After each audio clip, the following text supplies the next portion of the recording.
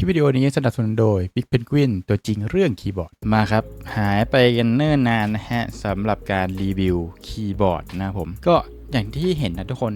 คือแบบช่วงนี้คีย์บอร์ดโดยเฉพาะคีย์บอร์ด HE นะสเปคมันก็ค่อนข้างแบบว่าโอเคขึ้นมากๆแล้วก็ค่อนข้างจะซ้ำๆกันในตลาดค่อนข้างเยอะนะแล้วก็มีการปรับสเปคแบบเล็กๆน้อยๆซึ่งในส่วนนี้เนี่ยมันคือเรื่องของความเร็วอะไรต่างๆใช่ไหมเรื่องแบบการตั้ง activation ได้น้อยลงอะไรเงี้ยผมรู้สึกว่าไอ้ความเร็วอะไรพวกนั้นอ่ะมันไม่ใช่ปัจจัยหลักสำคัญในการเลือกซื้อคีย์บอร์ดณตอนนี้แล้วนะคือถ้าสมมติว่าคุณเป็นคนที่เพิ่งเข้ามาในวงการคีย์บอร์ด HE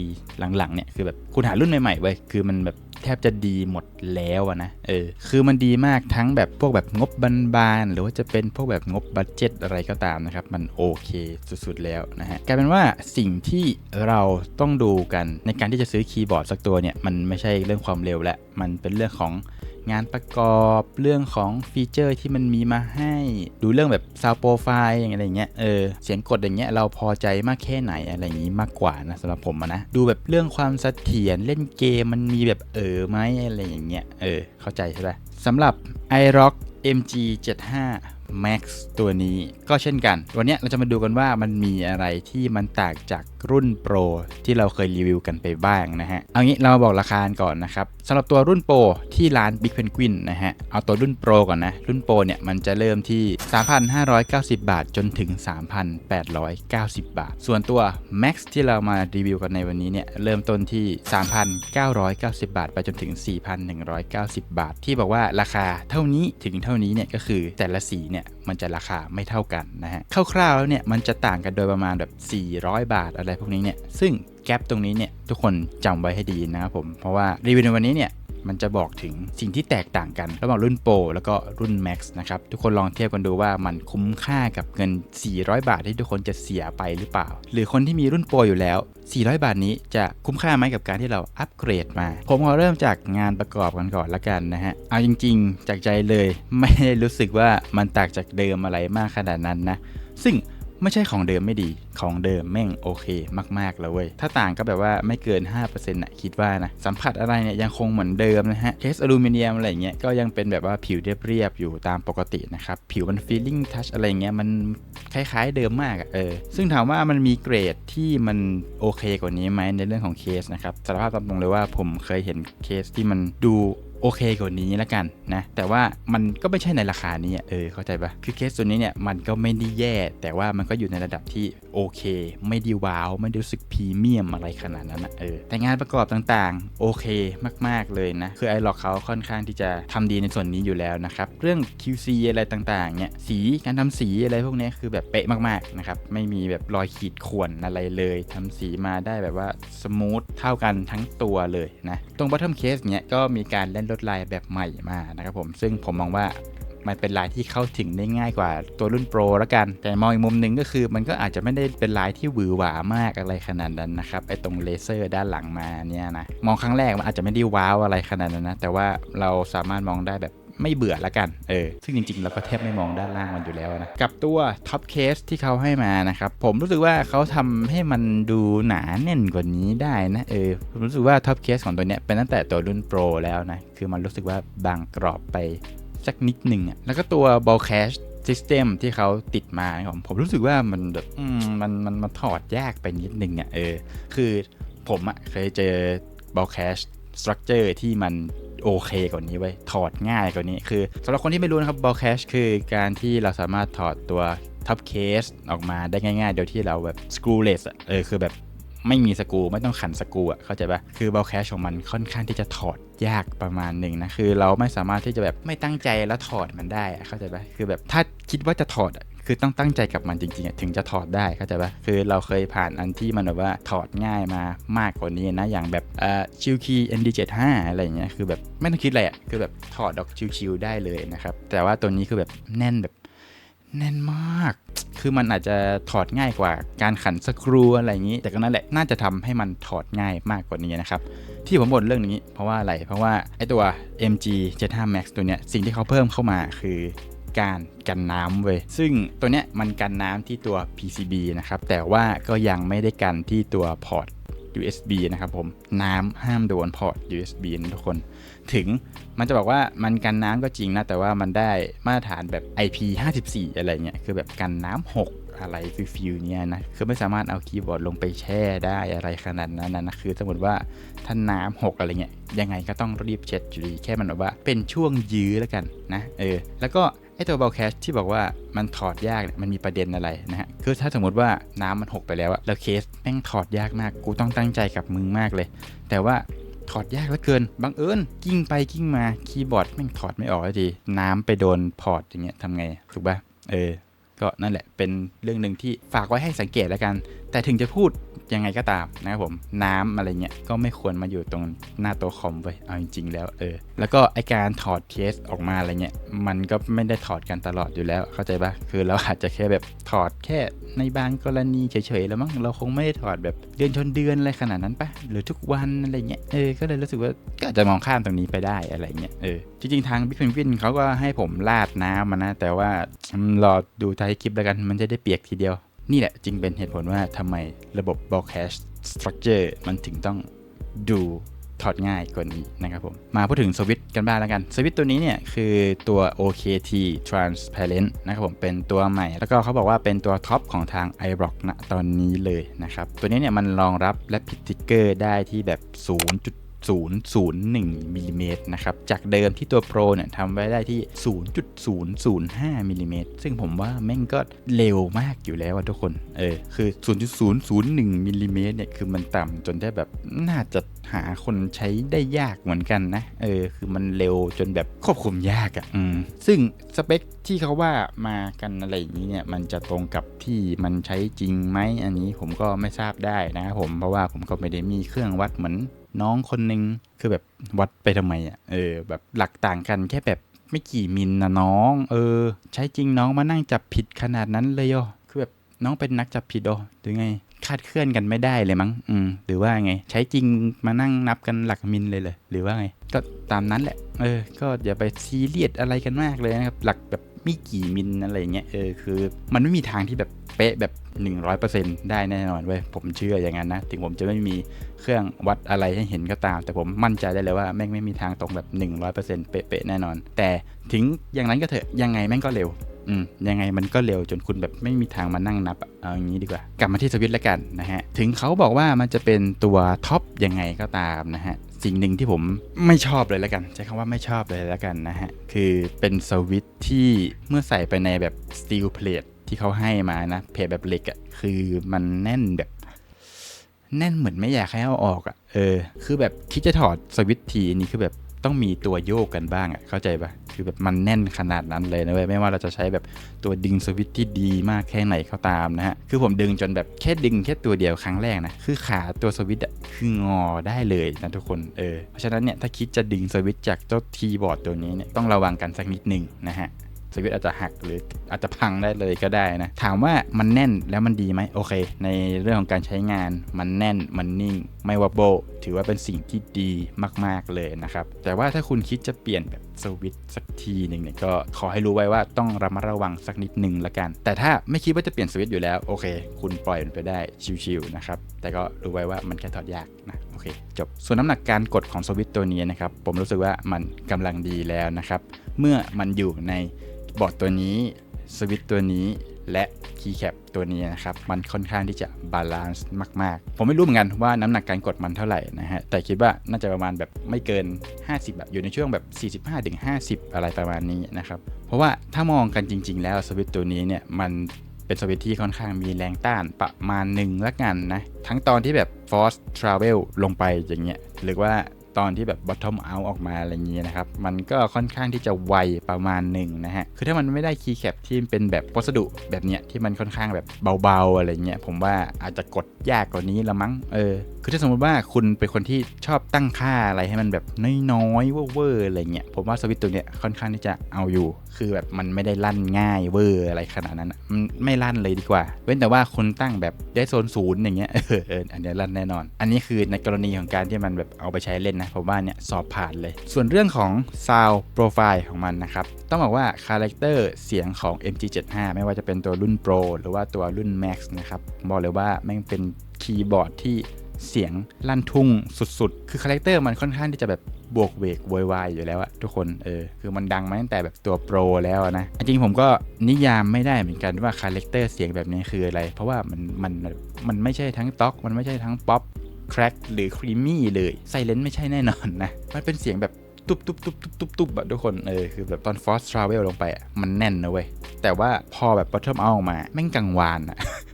บอกไม่ถูกอ่ะใครรู้ก็คอมเมนต์บอกกันหน่อยละกันว่าเสียงแบบนี้มันคือยังไงนะถึงเขาแบบจะอัดโฟมมาให้มากแค่ไหนก็ตามนะครับแต่ว่าเสียงโฟมที่มันเคยอยู่ในพวกแบบ Mechanical Keyboard อะไรเงี้ยให้มันมีความต๊อกขึ้นอะไรเงี้ยมันไม่เกิดขึ้นกับตัวนี้เลยเว้ยเขายัดโฟมมาให้แบบ2ชั้นมั้งถ้าผมจำไม่ผิดนะก็คือมีตรงเพลทโฟมแล้วก็มีตัว bottom foam นะครับผมขนาดมีโฟมมาให้แล้วก็ยังก้องอยู่นะผมคิดว่าน่าจะต้องเทปมอดเพิ่มเข้าไปอีกสักชั้นหนึ่งนะเสียงมันจะได้แบบดู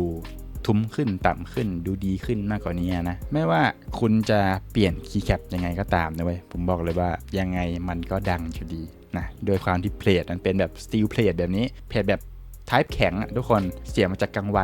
นประมาณนี้แหละถ้าคุณเป็นคนที่ชอบแบบเสียงดังๆเร้าๆหน่อยนะกังวานอะไรพวกนี้นั่นคือมันเป็นคาแรคเตอร์ของมันถ้าชอบก็คือดีใจด้วยนะครับถ้างั้นก็ลองไปฟังเสียงของมันกันดูแล้วกัน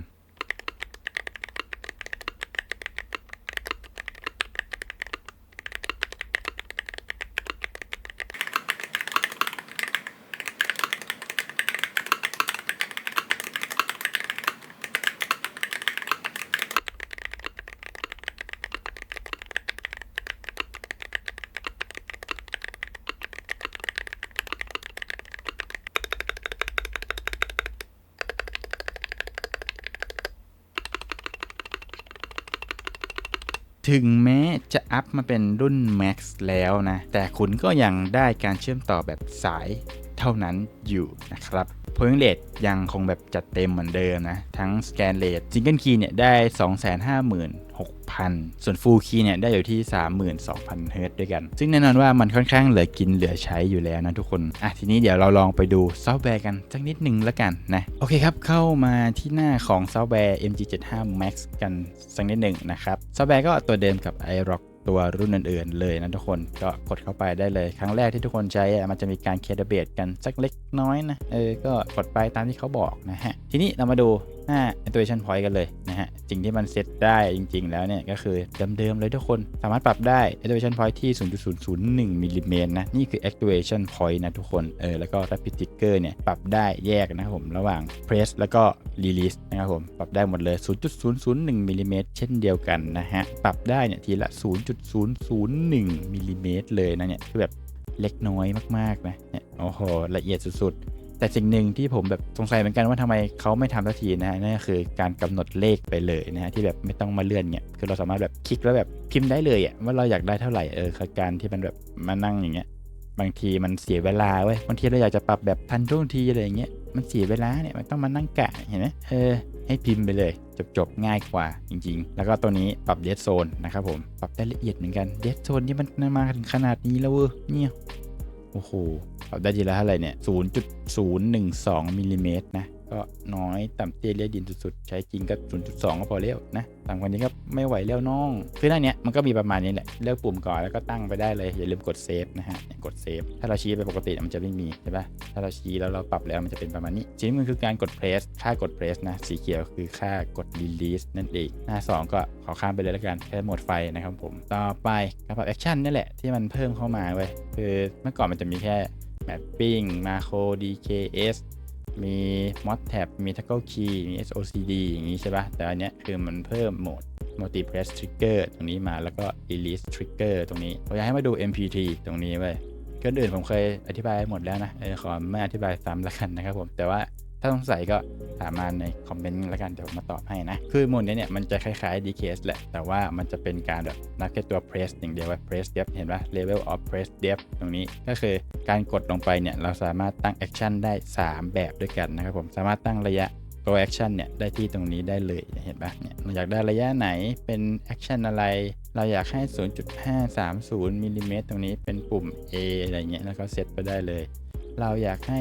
action ตรง1มิลลิเมตรเป็นเลข6อะไรอย่างเงี้ยเราอยากให้ action ตัว 1.5 มิลลิเมตรเป็น เลขสีอะไรเงี้ยก็คือสามารถกำหนดได้เลยนะครับใน1ปุ่มจะมี3 action ด้วยกันจะไม่เข้าใจยากเหมือนพวกแบบ DKS อะไรขนาดนั้นนะคือผมคิดว่าเขาน่าจะมาแก้ปัญหาตรงที่มัน DKS มันงงบางทีคนปรับไม่เป็นอ่ะมันยากเว้ยกดเซฟไปเนี่ยมันก็จะเป็นแบบนี้เว้ยตัว W ก็จะมี3 action แบบนี้เลยถ้าอยากยกเลิกก็แค่กด reset จบนะครับนะครับอะไรล่ะเสียงกูหลอยต่อมา release trigger นะครับคือตัว release trigger เนี่ยคือมันเหมือนเป็นคล้ายๆเป็น2 action ในปุ่มเดียวแต่ว่าจังหวะ press ลงไปเนี่ยมันจะถูก fix มาอยู่แล้วโดยการที่เราเลือกปุ่มตรงนี้ไว้คือเนี่ยเลือกเป็น W ไว้ใช่ปะแต่ว่า W เนี่ยมันจะเป็นการ action ไปก็ต่อเมื่อเรากดลงไปไว้แต่ปกติแล้วการ bottom out ออกมาหรือการ release ออกมามันจะไม่ถูกกด W อีก1 รอบใช่ปะแต่อันนี้เนี่ยเราสามารถกำหนดได้ว่าตัว release เนี่ยจะให้มันเป็นปุ่มอะไรไว้อย่างเช่นสมมติว่าเรากดลงไปเนี่ยมันจะเป็น W อยู่แล้วเนาะเราอยากให้ตอนที่เรา release ออกมาเนี่ยเป็นปุ่มเลข0อย่างเงี้ยแล้วก็สามารถกำหนดได้อันนี้คือดีเลย์แล้วก็มาปรับตั้งได้เลยแล้วกดเซฟปึ้งทีนี้เอามาลองพิมพ์กันนี่เห็นไหมอันนี้คือผมกดแค่ตัว W อย่างเดียวด้วยอันนี้คือผมกด press ลงไปอันนี้คือผมยังไม่กดปล่อยนะถ้าผมกดปล่อยปุ๊บมันจะเป็นเลข0เห็นไหมมันจะไวมาก